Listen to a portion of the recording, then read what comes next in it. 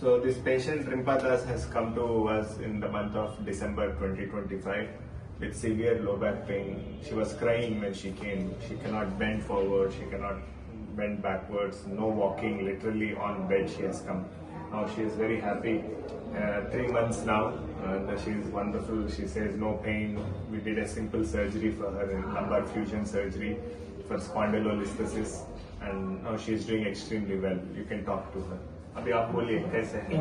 আমি এখন ভালো আছি। আগে থেকে আগে যা ব্যথা ছিল এখন কিছুই সেটা অনুভব করতে পারি না। আপনার স্যারের কাছে ট্রিটমেন্ট নিয়ে কেমন লেগেছে? খুব ভালো, স্যার তো মানে দেবতা তুল্য লোক, সেটা আমরা মানুষ, সে আমরা জানি, মানে বুঝতে পারলাম এর অপারেশনের পরে।